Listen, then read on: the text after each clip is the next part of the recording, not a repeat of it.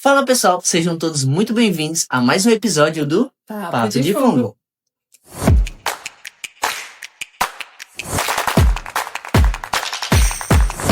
Para quem não me conhece, meu nome é Caio Dourado Barbosa, sou um dos apresentadores aqui do podcast e hoje, juntamente com a Heloísa Farias da Silva, que também é apresentadora, vamos falar com uma convidada aqui assim, para lá de especial. Estamos hoje com a professora doutora Tatiana Baptista Gibertoni. Isso mesmo. Ela, a nossa convidada, é professora titular da UFPE, vice-curadora do Herbário, RM, vice-presidente da Sociedade Brasileira de Micologia, editora de revistas internacionais e especialista em agaricomicotina, que são os fungos macroscópicos. Muito legal. E para começar esse bate-papo, vamos falar um pouquinho com a nossa convidada, né? Professora, você já estudou fungos no Brasil, na Itália, na Noruega, mas assim, em que momento da sua trajetória você parou e percebeu assim, eu quero trabalhar com os fungos macroscópicos? Então, antes de mais nada, né? Olá, pessoal, agradeço o convite. E para responder essa pergunta, eu tenho que ir para o século passado, porque tudo começou na graduação. Então, quando eu comecei a graduação, né, em biologia na UFRJ, uma das primeiras aulas que a gente teve era taxonomia de criptógamos. Então, era Gabriel, todo mundo junto. Ainda botânica e micologia. Exato, não estava separado, apesar né, daquilo já ser consolidado como reino separado, mas ainda era tratado junto. Mas a gente teve a sorte de ter um professor substituto, né, dando a parte de micologia pra gente, que é o antigo, né, da gestão anterior da sociedade, que é o Roberto Barreto. Então, o Roberto Barreto, né, era professor de Viçosa, ele foi meu professor na UFRJ, e aí me introduziu nesse grande mundo dos fungos. E aí eu lembro até hoje, eu tenho a apostila dele até hoje guardada, porque eu marco na vida da gente. E aí ele comentando nas aulas dele que tinha acabado de sair naquelas estimativas, apenas estimado, né, 1.500.000, né, fungos.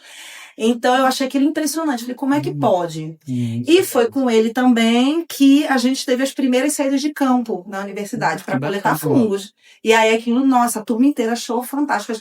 A turma inteira da gente fala, lembra dele até hoje, eu, claro, né? Mas os outros que não seguiram a área de ecologia, lembram dele até hoje, mandam lembranças até hoje para ele, porque foi muito marcante. E aí eu resolvi seguir essa área, só que na UFRJ não tinha professor, né? Porque ele estava como substituto. Então, eu segui a área de taxonomia, né, de plantas, né, fanerógamos.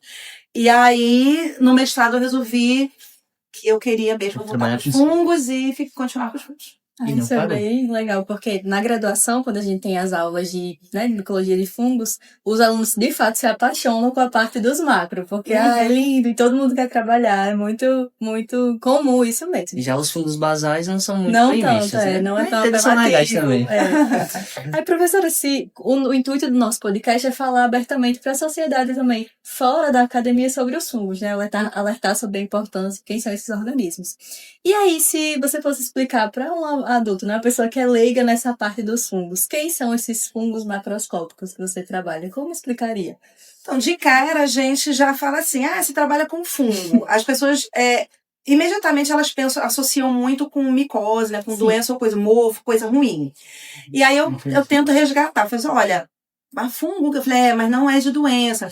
Lembra de cogumelo, né? O que você come, o champignon, o shiitake, orelha de pau. Então, são esses fungos que eu trabalho, né? Então, eu explico. Aí as pessoas às vezes perguntam, mas eles fazem o quê? Para que serve? Aí eu falo, então, imagina. Aí eu venho com aquela questão. Imagina se todas as árvores, os galhos, as folhas, os frutos caíssem. Aí o pessoal começa a imaginar. Eu falei, não ia ficar empilhando? Se não o lixeiro não recolhe, o que ia acontecer? Ia ficar aquele empilhando eternamente. Eu falei, os fungos degradam esse material. Aí, que coisa. Então eu estudo esses fungos. Eu falei, mas e pra que serve? Aí eu falei, gente, algumas vezes você vai fazer uns estudos para ver questões, né, contra bactérias, contra outros fungos, biorremediação, né, então aí é mais profundo. E vários potenciais, né? Sim, com certeza. Compostos secundários, né, que, enfim, os cogumelos são incríveis. E aí, professora, quando a gente vai em campo, coleta os cogumelos, é quase uma caça ao tesouro. Eu também trabalho com macrofungo, mas é uma parte mais específica, né? Os fungos das asteroides. E ali a gente segue teorias pré-existentes, procurando ali, né? Substratos ali, a composição à procura desses organismos. E aí, a gente sempre tem coletas e coletas em campos, né? Você teve alguma coleta assim que foi inesperada, ou foi engraçada, emocionante, que poderia compartilhar com a gente? Olha, eu acho que todas, assim, é difícil a gente dizer uma marcante. Mas, assim, eu fiz muitas coletas, né? Porque eu vim para fazer o mestrado aqui na biologia de fungos, não sabia direito coletar fungos, né? Então, no começo a gente trazia muito material velho, estragado, então limpava tudo da floresta, né? Então a gente foi aprendendo aos poucos. Mas aí, na verdade, o que é marcante, assim, é a companhia, né? Então, muitas vezes, os amigos que acompanham a gente, meus pais que já coletaram Que legal. amigos estrangeiros. Então, tem muito disso também, de você coletar na Amazônia, que é uma coisa que demanda, né? Você pegar um barco, 2 barcos, né, e tal. Muito legal. E, então, assim, são várias, assim, muito pela companhia. Agora, eu lembro de uma que foi engraçado, porque estava eu e o meu compadre, né? Aí a gente foi pra Gurjaú, saiu do mato, lá da floresta, né? E era a época de quando tem o corte de cana. Uhum. Então, às vezes fica tudo muito cinza, né? Então você tá mexendo na floresta e você sai meio acinzentado. E aí a gente saindo acinzentado, olhando assim na perna, foi engraçado, essa cinza aqui se mexendo, né? Que estranho. Quando a gente faz assim na perna, eram nuvens de carrapato. Meu Deus. A sorte que ele estava com a sunga de banho e eu estava de biquíni por baixo da roupa de coleta. A gente, os dois, tirando a roupa, correndo. Enrolando, né? Botando num saco, amarrando, depois tem que levar pra casa pra ferver, né? Meu Deus. Porque foi. Que Então, mico-perrengue. foi um mico-perrengue mesmo. Mas todo mundo É. participa, né? Então. Faz parte da Faz coleta, parte né? das coletas, você viu, Faz né? parte. E as coletas, assim, no hemisfério norte, tanto na Europa, né, também foram bem interessantes, porque completamente diferente, né? Então, tu falou, eu na Itália, na Noruega, a gente participava das coletas também, então, muito diferente, né? Porque as florestas não são como as nossas. São tropicais, são Exatamente. destacadas, né? O negócio é... São florestas mais organizadas, nem precisa de trilha. Uhum. E aí eu tive a oportunidade também de coletar com 2 pesquisadores muito renomados, né? Já estão Legal. velhinhos, que é o Rivarda e o Larson. Então também foram Nossa, bem marcantes. nossa. Que legal. Bem marcantes também. Porque aí você tem, todo a sabedoria deles, né? Então Que é bacana. muito emocionante também. Com a Ana Rosa Bernicchia também, que é outra pesquisadora italiana. É bem bonito também. Grandes nomes, hein? Deve ter sido uma experiência que Grande agregou muito, Tatiana, né? viu? Com certeza. E, professora, já aconteceu assim, tá no meio da coleta, no meio ali do mato, e você encontrou um fungo que achou lindíssimo, se apaixonou. Tem algum preferido, assim, no seu trabalho? Os gasteróides. Ai, meu Eu também gosto dos gasteróides. Tem, olha, porque o cogumelo é muito lindo, né, e tal, mas a gente sabe que eles desmancham logo. Aí você se apaixona, aquela paixão de carnaval. 2 minutos dura, né? Aí... Pegar um marasmo, então, em campo, tira um tudo substrato. lindo. Você tira e já fica triste, né? Mas eu lembro muito, acho que foi um Starreliomyces, Starreliomyces. ou alguma coisa assim, Uhum, lá na Amazônia. Falares. Então, Falares, lindo. Você no meio da Amazônia, assim, tá aquele negócio branco, aquele fungo lindo, a coisa mais linda. Agora, tem os meus também, que são lindos. Principalmente são enormes, né? Então, o que eles são? Você olha e fala, gente, eu não acredito que nasce alguma coisa tão grande assim, ninguém tenha visto ou coletado. E não só na Amazônia, mas você anda aqui no campus, logo que sai no CB, ali do auditório, vocês estão na saída meio que tá lá. Uma orelha de pau gigantesca numa árvore, uma espécie nova, inclusive. Legal. E você fica, como é que pode aqui em pleno campus, uma coisa tão grande dessa, ninguém nunca coletou, pegou, e quando a gente foi ver, era uma espécie nova. Então isso é muito emocionante. É muito Então, legal. Às vezes a gente não precisa nem sair pra tão longe, né? Às Sim. vezes, lá na própria UFRN, a gente tem a matinha e de lá, às vezes, sai espécies novas, né? Do Exatamente. quintal de casa. Pois é. Interessante. Professora, uma dúvida, né?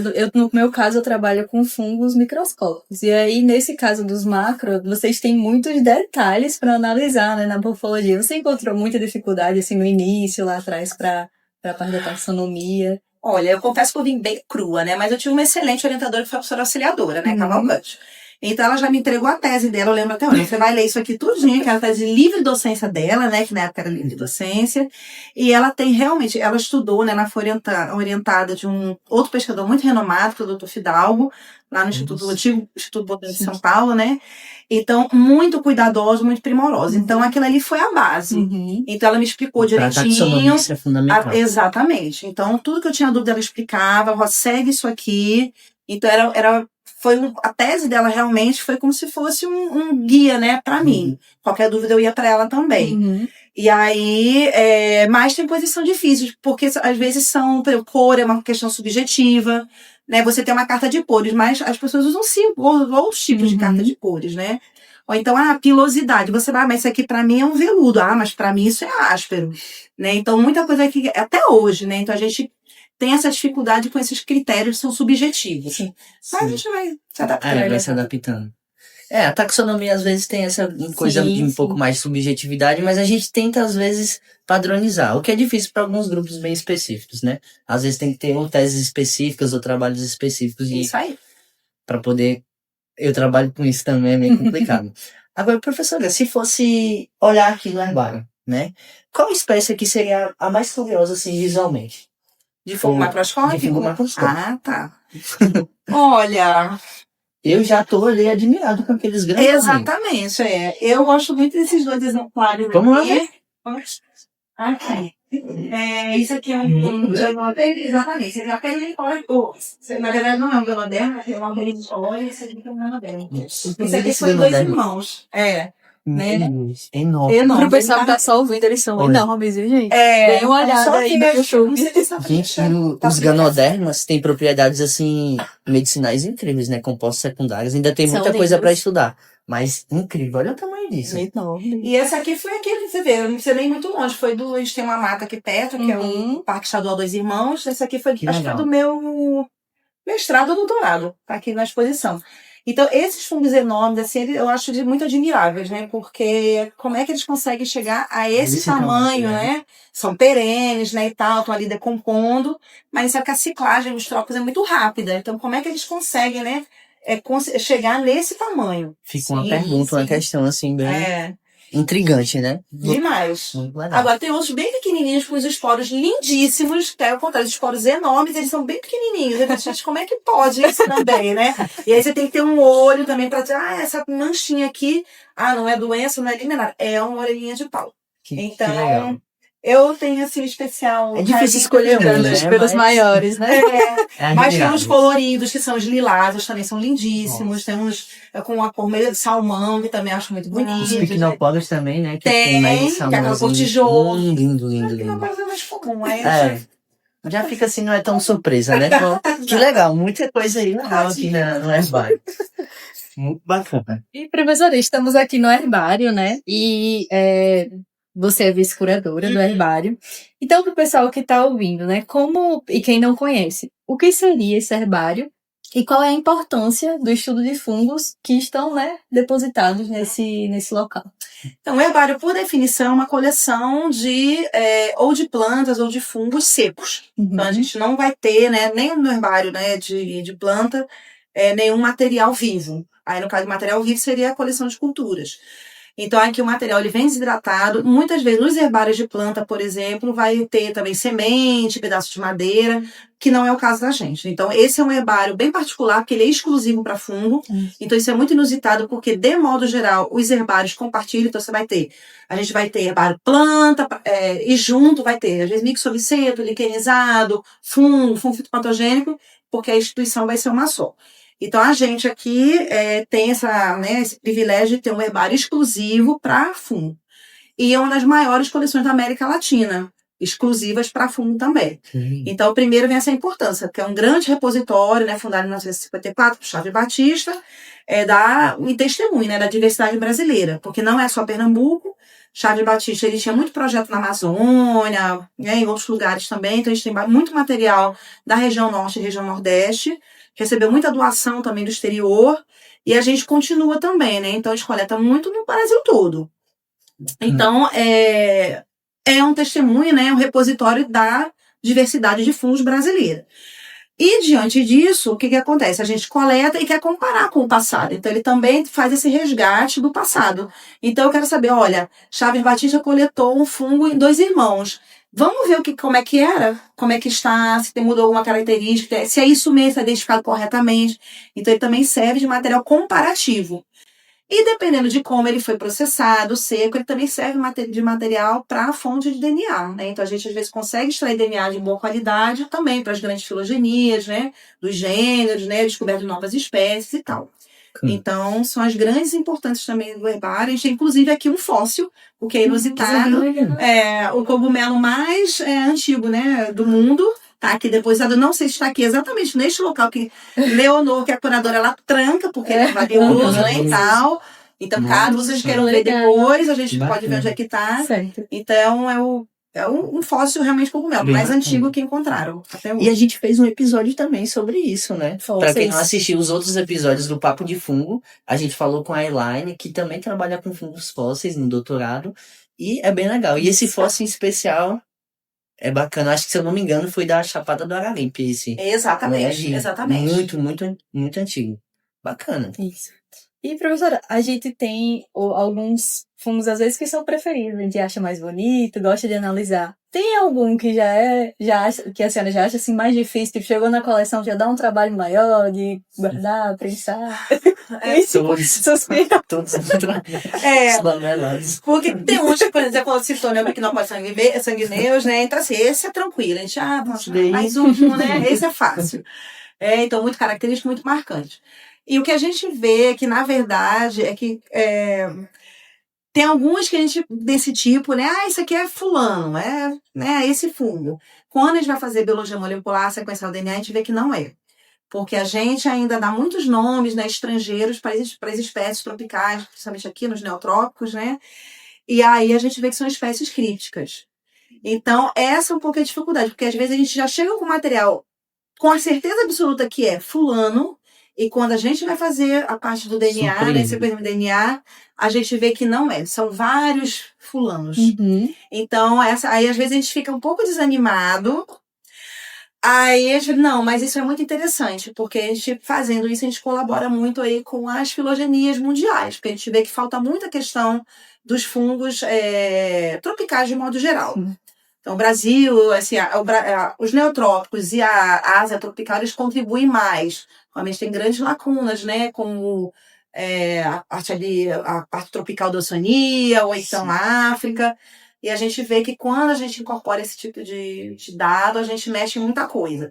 Então, assim, tem essas dificuldades, mas também são alegrias também. Isso. E para quem tá em casa, espécies críticas são aquelas espécies que são... Você olha, é quase difícil de não diferenciá-las. Mas quando vai fazer a molecular, vê que é totalmente diferente. E tem grupos de espécies que são muito assim, gêneros que tem muitas espécies críticas que a gente olha, nossa, é a mesma. Mas na molecular ela Diferente, né? muda toda a posição da filogenia. Muito bom. E aí, professora, se todos os fungos eles sumissem hoje, né, da Terra, não existisse mais nenhum fungo, o que aconteceria com as florestas e a vida humana? Porque às vezes a pessoa pensa, os fungos eles não têm importância. Uhum. Mas como a gente falou inicialmente, ele faz a decomposição da matéria orgânica. E eu acho assim que seria quase impossível, né? Completamente. Primeiro que a gente ia ficar desempregado, né? Essa é a primeira tragédia. Ia perder nosso emprego e nossa paixão. Imagina. Essa muda só que desaparece. Mas justamente tem toda essa parte, né? Que toda a matéria orgânica ela seria acumulada sem decomposição, porque bactérias, artrópodes não dariam conta, né, de tudo isso. E essa parte dos agapomicotina, por exemplo, são os grandes decompositores de lignina e celulose. Então, a gente teria esse problema. Então, uma parte da matéria orgânica conseguiria ser decomposta, mas a parte vegetal se acumularia até a completa exaustão dos nutrientes, porque isso é tudo ciclado. Por outro lado, a gente também estaria mais saudável, porque várias doenças sumiriam, tanto as doenças humanas nos outros animais e doenças em plantas também, de interesse econômico, também seria interessante, mas também a gente não teria mais vários tipos de queijo, cerveja, né, várias comidas chinesas, né, asiáticas, ia ser muito complicado a vida da gente. Mas... não, acho que a gente teria mais prejuízo do que ganho. Sim, com certeza. Concordo muito. E, professora, dentro desse grupo, né, dos fungos macroscópicos, tem algum fungo brasileiro, né, que a senhora conhece ou já descobriu, que a senhora acha subestimado, tipo, que merecia ter mais fama, como um shiitake ou a manita? Pois é, tem vários sim. Muitos cogumelos, né, então os fungos agaripóides são lindíssimos, tão apelativos quanto a manita muscaria, por exemplo. Tem verdes, né?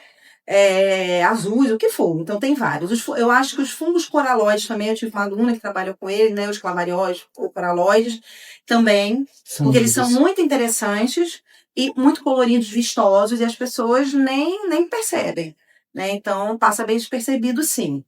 E alguns que não são visíveis mesmo, são os porticióides, por exemplo. A manchinha, às vezes sem graça, uma madeira morta, alguma coisa assim, mas quando a gente corta, eles são deslumbrantes. Muito lindos. A parte microscópica deles é espetacular, lindíssimo.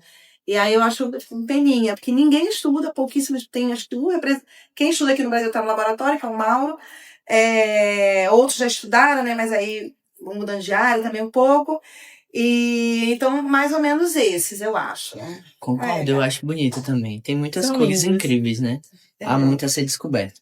Agora, um quadro que o público, assim, de casa, eles amam, né? Que, comparando ali com aquele livro, Comer, Rezar e Amar, a gente tem Comer, Não Comer ou Correr. Ou Correr, né? Eu costumo dizer que alguns fungos, a gente pode comer todos os fungos, né? Alguns só algumas vezes, né? Exatamente. Mas todos podem ser comestíveis. E aí, a gente vai fazer algumas brincadeiras aqui, ó. Você poderia citar alguns tipos de cogumelo que poderiam ser comestíveis ou tóxicos ou apenas bonitos? Por exemplo, a Amanita muscaria. É lindo, né? Sim. Pode comer? Uma vez. Tem gente que come, né? Ou que na verdade faz um chá, né, para fins recreativos. Mas não disse isso, não. Mas tá na literatura. Isso é complicado. E alguns aqui mais específicos. Mas o recado que a gente queria dar é cuidado com os cogumelos. Nem todos podem ser comidos, né? Bom ter o conhecimento. E tem uma publicação também que saiu agora de mais de 400 espécies de fungos comestíveis que saiu na literatura. Sim. Que é um trabalho incrível que vocês podem olhar na literatura e podem consumir os cogumelos, né? Como outros países fazem. Porque os cogumelos também têm bastante proteína, né? Então, seria uma forma diferente, né? De alimento também que a gente pode consumir. Mas a gente também acaba não dando muita ênfase a isso. Mas é importante ter esse cuidado, né? De não comer qualquer um que achar, né? Pergunte sempre ao especialista. Perguntar, isso. Muito Esse cuidado em relação a isso. Então, professor, agora falando um pouquinho sobre as experiências científicas nos outros países, né? O que é que foi de mais marcante, assim, em cada país que a senhora, né, visitou para estudar na sua formação? O que é que impactou mais? Bem... Teve pelo desabafo aí. Muitas coisas. Não, experiência extremamente marcante, né? Então, por exemplo, a primeira, assim, realmente para estudar, né, e tal, morar fora, que foi na Noruega. Eu passei a primeira vez 5 meses, estou doutorado de sanduíche. E aí a gente é apresentado para um mundo novo. Uma coisa a gente vai passear, vai de turismo, né, e tal. Mas outra quando você tem que lidar com a burocracia, com o dia a dia, com a neve, né, e tal. Então, assim, tem muita parte pessoal, assim, né, do dia a dia mesmo. Né? Então, o que eu lembro muito lá, não é nem da parte, assim, muito científica, mas a gente sempre teve muita penúria, né, nas universidades públicas, né, sempre falta de dinheiro. Eu lavei muita lâmina na vida, porque não tinha dinheiro para lâmina, e aí não tinha dinheiro para papel, não tinha nada. E aí, quando eu chego lá na Noruega, a mesa estava muito baixa, eu já cheguei no laboratório, já estava assim, então provavelmente a mesa, eles são muito altos, né? A mesa devia estar muito baixa para aquelas pessoas muito altas. Então, eles levantaram a mesa com a resma de papel nova. Eu falei, gente, eu acho que eu nunca tinha visto uma resma de papel nova.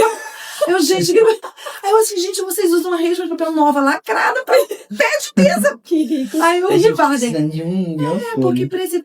Aí ele, você quer levar para o Brasil?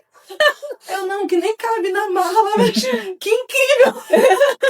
E usando lâmina. Então, essa experiência a vontade, não precisava lavar, então, reagente, você pedia, tinha. Então, muito era essa questão assim, da facilidade, né, e tal. Outra coisa que eu também achei marcante foi justamente a temporada específica para coletar fungo. Porque a gente aqui, na medida que a gente tenta a cada chuva. A gente tem uma época da chuva longa, né? E lá não, é sempre no outono. Então você só vai, a sua estação de coleta é sempre no outono deles. Porque se passa dessa época, fica muito seco. Tem um ou outro fungo que é mais da primavera deles, né? Mas o grosso é no outono. Então aí você coleta muito. Outubro, novembro, dezembro, você coleta muito. Né? Então, toda semana a gente ia pro campo, coletava. E na Itália, quando eu fui estudar, né, porque eu gostei tanto de ir pro exterior, eu falei, não, eu quero voltar. Então, eu terminei o doutorado, arranjei um pós-doc na Itália, e coletar para consumir. Então, a gente coletava fungos, né, os corticioides, né, os poroides, mas a gente também coletava os agaricóides comestíveis. Então, eu tinha a minha orientadora lá, ela sabia, Então a gente coletava, eu trazia para casa, limpava, congelava e comia os fungos para legal. comer. Isso também foi fenomenal. Foi muito bom Muito também. legal. Quem sabe no episódio futuro vamos fazer alguma coisa na cozinha aí, né? Mas eu não cozinho mais. A gente tem que fazer na Itália pra gente coletar. Tem que ir pra Itália, todo mundo da equipe, pra poder É. vivenciar isso, né? E, professor, hoje você é a vice-presidente da Sociedade Brasileira de Micologia, hein? Muita coisa. Aí você, como enxerga esse crescimento, assim, da micologia no Brasil, você como professora? Então, a gente acho que ainda pode expandir muito, tá? Então, eu acho assim, a importância da sociedade, por exemplo, é agregar, unificar, né? Promover essa rede de contato, de colaboração. Então, a gente espera que isso assim, aumente cada vez mais. Então, porque apesar de falar, parece que não é muito consolidado, mas é uma das maiores redes assim, né, no mundo, na verdade, nas várias sociedades, porque o Brasil é enorme, né, então a gente tem uma massa crítica e é um centro de formação de excelência de micologia. O que eu acho que tem também falta muito a inserção, né, da micologia nas escolas e na própria universidade. Sim. Então, assim, quantos aqui que vieram de outras instituições que nunca tiveram aula de fungo? Ou tiveram aula de fungo com alguém que não era especialista em fungo? Eu, por exemplo, não tive aula de fungo. Pois é, exatamente. Então, quando eu tive fungo, quando o Robert saiu, era alguém de alga dando fungo. É muito interessada, muito, né? Tá trabalhando até hoje lá, adora dar aula de fungo, mas não é especialista. Então, eu acho que falta o entendimento das universidades, das instituições de pesquisa, de ensino, do próprio governo, de começar a entender que já passou o tempo de que fungo não é planta, isso tem mais de 100 anos, tá chegando a 100 anos agora, né? 2000, sei lá, Agora é fauna, flora e fungo. E fungo, É. exatamente. Então, isso tem que ser incorporado. E no Então, ano passado também já tem uma lei agora que inclui os fungos nas políticas de conservação. Exatamente. Então já passou desse período de fato, né? Pois é, então falta a gente colocar isso na prática. Na prática. E a gente, aí, como sociedade, como indivíduo, como micólogo, então todo mundo tem que cobrar. Tá? Então não é só o papel da sociedade, ou de uma associação, ou de um grupo, ou de uma instituição. É todo micólogo, né? Cada um tem que começar a cobrar também. Né? E fortalecer esse movimento. Isso. E aí a importância do nosso podcast, Sim, que é justamente também, uma forma de divulgar, levar né? esse conhecimento para além da Isso academia, né? E, professora, teria algum conselho, assim, que você daria para os pesquisadores que estão iniciando e têm vontade de entrar na área da micologia? Pois eu sei que às vezes vai ter muito obstáculo, né? Levem a resma de papel. Exatamente. Agora não, agora tá mais tranquilo. Agora já tá tendo. Pois é, o tempo de penúria extrema já passou. Mas eu sei que em alguns lugares tem essa dificuldade. Primeiro, assim, às vezes tem o primeiro contato, né, no colégio, na universidade, e aí não tem um professor para orientar, ou às vezes vai ter, por exemplo, vindo do Rio de Janeiro, tinha parte de micologia médica, mas não era o meu interesse. Meu interesse era macroscópico, né? Eu também não estava interessada em doença, de plantas, enfim. E aí, às vezes não tem exatamente o que a gente quer, mas faz o que tem. Tem muita coisa online hoje, né? Então a gente tem a rede de contato. Na minha época não tinha nem internet. Então, assim, a gente faz essa rede de contato, busca cursos online, né? Vai vendo o que tem e vai entrando em contato com as pessoas. Então, às vezes, assim, no primeiro momento parece que não vai dar certo, não vai conseguir, porque não conhece, não sabe. E aí, busca mais um pouquinho e tenta. Né? Então, tem vários centros hoje no Brasil, várias possibilidades também. Existem muitos tipos de mobilidade. Você está numa universidade, você pode fazer disciplina na outra universidade. Então, correr atrás. Porque o que a gente vê, às vezes, é muita apatia. Então, a pessoa está lá esperando as coisas caírem do céu. Não vem. Então, assim, não cai do céu nada para ninguém. Então, depende muito da sua vontade de correr atrás, né? Do seu jeito, né? E tal. Às vezes, não tenho dinheiro. Mas tenta. Entra em contato que tudo se resolve. Sim. Agora, não cair do céu não vem, não. Tá? Então, tem que correr atrás mesmo. Tá? Na vida inteira, na verdade, né? Então, às vezes, tá vendo o pessoal muito apático, esperando as coisas chegarem. E a gente não tem condição de atender assim. Um recado pros orientados aí, viu? Exatamente. Foi direta.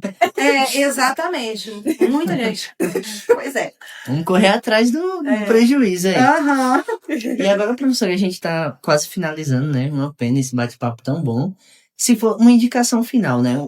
Pro pessoal que tá em casa, se fosse indicar um fungo agora, se eles fossem dar um Google ali, qual fungo você indicaria pra eles? Ele Assim? olhar de se apaixonar. Eu já tenho o meu, assim, preferido. Então, vocês começam. Eu indicaria um fungo que eu trabalho, o gênero, que é o gênero geasta. E também é gasterói. É uma Bonitinho, graça. É. Fofinho. Os meus, os bichinhos são menos apelativos, mas eu indicaria olhar o Dictyosporium, que é um funguinho que ele parece uma mão. Eu acho muito lindo. Ele é marrom, lindo castanho, mesmo. ele parece uma mãozinha, eu acho a coisa mais E a fofa. Delorte que eu acho linda. Parece uma Delorte, pipoca box. linda também. Linda, linda. Primeiro Quem registro pro parece uma Brasil. pipoca? É o esporo. A gente foi pra uma coleta do. A gente coletou lá no bioma Cerrado, em Tocantins. Aham. E entre os rios a gente coletou no menor rio da América Latina, que tem 142 metros. Oi. É o Rio Azuis, e o terceiro menor do mundo. Só que essa coleta específica foi um rio chamado Rio de Ondas, que é no oeste da Bahia. Uhum. Aí a gente coletou esse fungo, que é o Delortia palmícola, que ele tem, acho que 3 registros no mundo, e nas Américas tinha só um na Colômbia, se eu não me engano. Aí quando a gente mandou, ela mandou pra orientadora, vários especialistas, aí não tava sabendo. Aí até chegou no especialista e falou, não, isso daqui é o gênero Delortia. Aí quando olha no microscópio, ele parece uma pipoca box. O esporo dela, É parece muito lindo. muito. Ele tá É muito publicado, fofa. depois a gente pode Tá mostrar bom, quero na ver. revista lá americana da Torre Jornal Botanic Society, da sociedade lá. Olha que joia. Aí foi muito legal porque foi um registro assim Isso. que nunca mais a gente tinha visto. Aí o grande lance foi quando a gente foi revisar, porque quando a gente viu tipo o material que não tem nenhum material tipo, né? Eles classificaram como base de omicota, sendo que é ascomicota. Olha. Aí Muita tinha dificuldade. 2 linhas de descrições e os termos tudo para basílio. Aham. E as medições muito simplificadas, né? E aí tinha uma revista que é, se eu não me engano, Inerigiana, Aham. que não tá funcionando mais, a gente entrou em contato, até que a revista conseguiu mandar o material Aham. para ter o acesso. Aí, resumindo, se a gente coletar ele de novo, a gente poderia talvez leitorificar o Aham. material para poder ver se Olha. realmente é essa espécie ou não. Tá vendo como é que é a micologia, né? É, Do nada a gente surpresa. aparece uma coisa assim. Foi. Aí eu fenomenal. participei, eu não trabalho com infomicete, mas foi uma experiência bem legal. Aham, com certeza. Então, no meu caso, é perigoso eu falar qual que eu prefiro, assim, porque eu posso causar uma polêmica no laboratório. Então, É todos os estudos, pronto. Então, não posso, mas com certeza tem alguns gêneros que a gente acha mais. São espécies, né? Grupos de espécies e tal. A gente trabalha com, né, além dos clavarióides, não Eu já só os vi que ela gosta dos clavarióides. Olha, nossa amiga, os Que é roxo, corticioides, rosa. que a gente tem todo esse grande grupo de esporóides também que a gente trabalha, né? Esporóides E são aí esses. você tem os coloridos, uns com esses esporos diferentes, outros que a gente vê assim, nossa, coisa mais sem graça. Quando corta é lindíssimo, né? A parte microscópica. Então é muito difícil. Eu não sou mãe, mas eu imagino que seja mãe, que você não consegue ter Escolher, né? a preferência, não tem como escolher, porque cada um tem a sua particularidade, sua beleza, seu problema. Então é difícil a gente escolher. E não tem. É difícil, é difícil. Desculpa. É, Tudo bem, a gente ficou em entende. aberto aí, né? Fiquem aberto, é.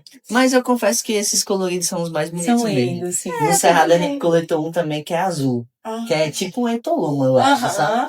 Eu não sei se é mesmo porque dizem que ele só tem na Nova Zelândia, mas estava lá no Cerrado. Olha o Aham, potencial tá do vendo? Cerrado. Faz molecular, provavelmente não é a mesma coisa. É, provavelmente não é. Aí ele azul assim foi a primeira vez que eu vi em campo. Achei muito lindo, Lindo, muito lindo. lindo, de verdade. É.